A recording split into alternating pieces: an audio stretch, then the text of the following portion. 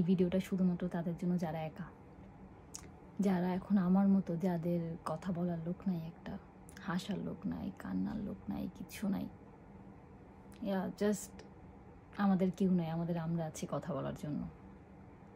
একটা সময় লাইফে এমন হয় যে লাইফটা আপনি চুজ করবেন নিজ থেকে উইলিংলি, যে এই অ্যাব্রোড লাইফটা, বিদেশের লাইফটা আমরা নিজ থেকে চুজ করি, রাইট? যে আমরা যে দেশে থাকি সেই দেশ থেকে আরেকটা বেটার লাইফে যেতে চাই।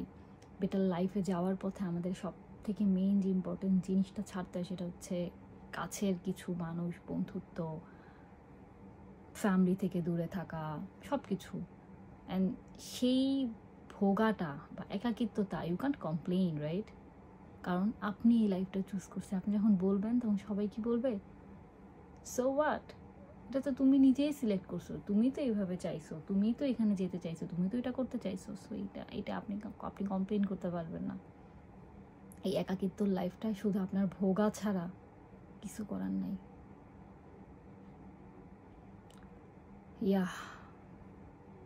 আর যারা নিজের আশপাশে থেকেও একা, সেই একাকিত্বটা আসলে খুব খারাপ।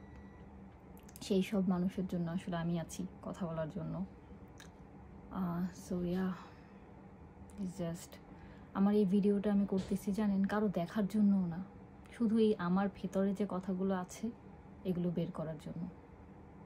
মানে আমি আশাও করিনি এটা একটা ভিউ হোক, 2টা ভিউ হোক, না হোক, আমার কথাগুলো বের হচ্ছে, আমার ভিতরটা ক্লিয়ার হচ্ছে। That's the most important thing. নিজ থেকে এমন একটা জায়গায় চলে আসছি বা এমন একটা দেশে চলে আসছি যেখানে আমি যখন ঘুমাই থাকি তারা তখন আমার সাথে কথা বলার জন্য বসে থাকে, যখন আমি কথা বলার জন্য আকুল হয়ে থাকি তখন তারা ঘুমাই থাকে।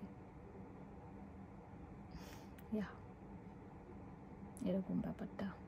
আমি চাইলেই সেজে গুছে সুন্দর করে ক্যামেরার সামনে বসতে পারতাম, রাইট? কারণ আমার চ্যানেলে কেউ নাই, আমাকে দেখার মতো কেউ নেই, আমাকে কেউ চেনে না, সো ইটস ওকে। বাট সবসময় ইচ্ছে হয় না মেকআপ করতে, সবসময় মনে হয় না সোশ্যাল মিডিয়ার মতো করে সামনে আসতে হবে, মানুষকে অ্যাট্রাক্ট করতে হবে, অডিয়েন্স অ্যাট্রাক্ট করতে হবে। I don't want that. মাঝে মধ্যে শুধু কথাই বলতে ইচ্ছা হয়, আর কোনো কিছু না, কিছুই না, মানে শুধু ভিতরের কথাগুলো একটু কেউ শুনুক, একটু কেউ বুঝুক, এইটুকুই।